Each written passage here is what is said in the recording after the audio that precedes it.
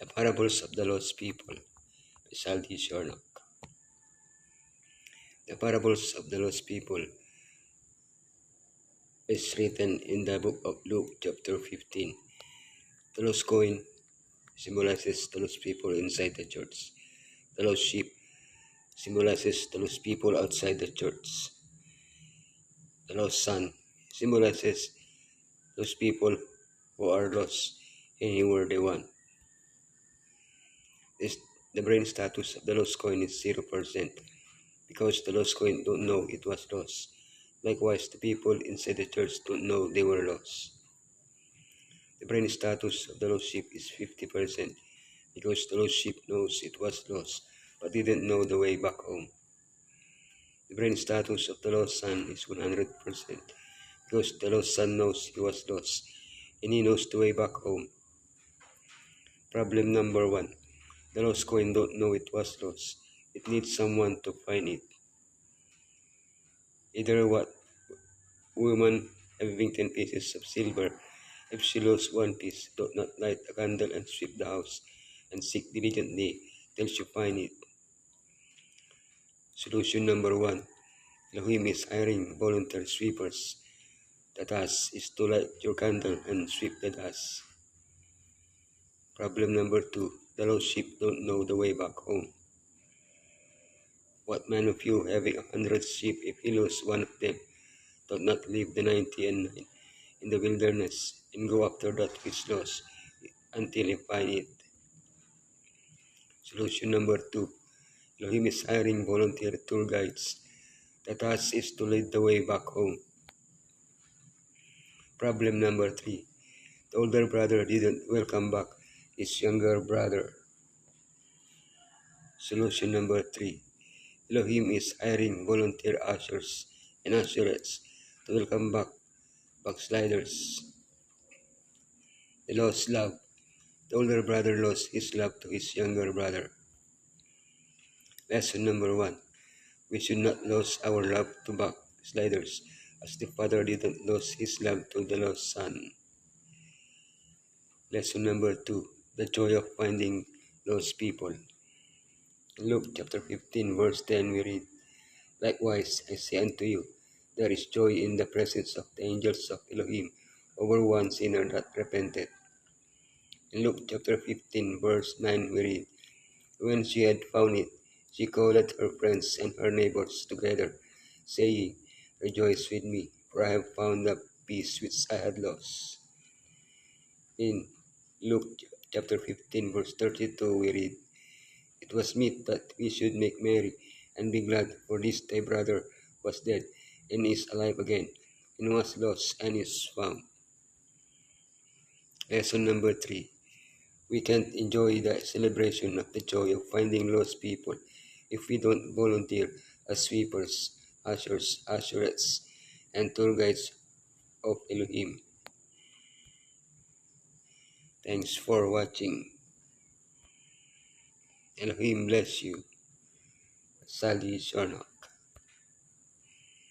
God's ministry worker, Saldi Sharnock, evangelist.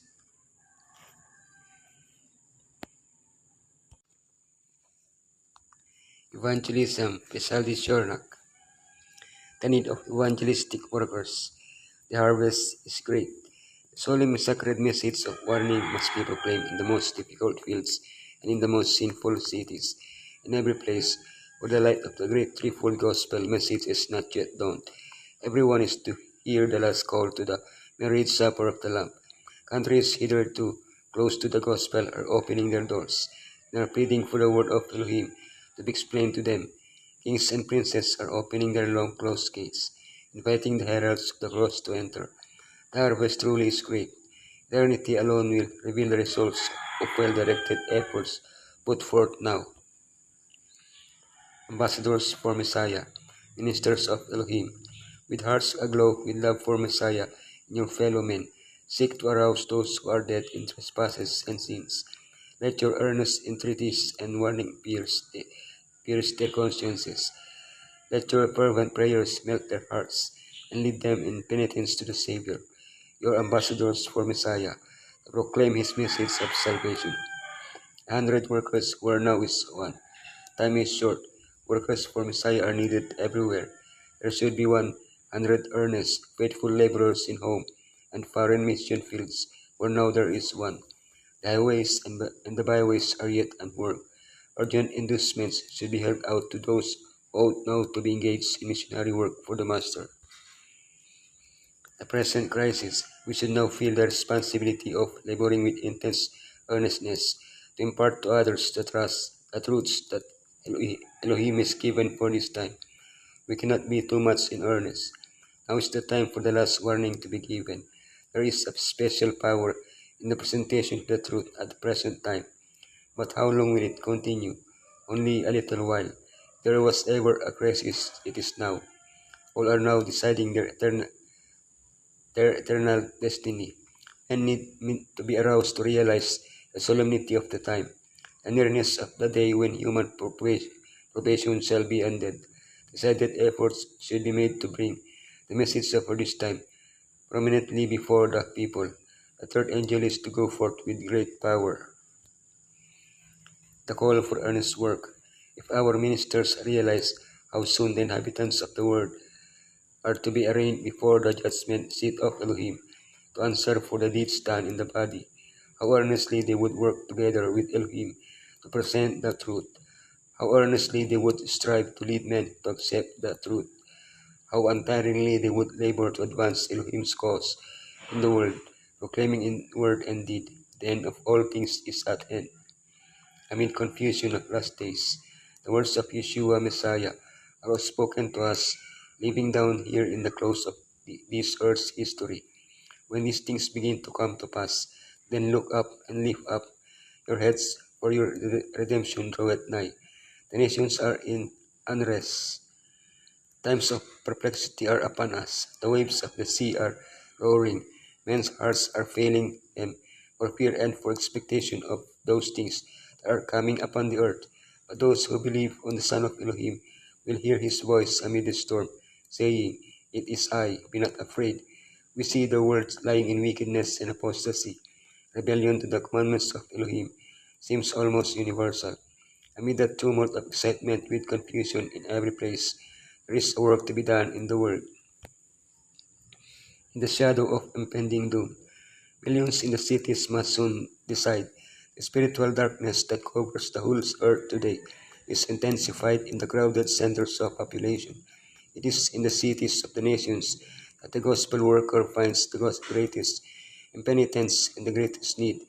The record of crime and iniquity in the large cities of the land is appalling.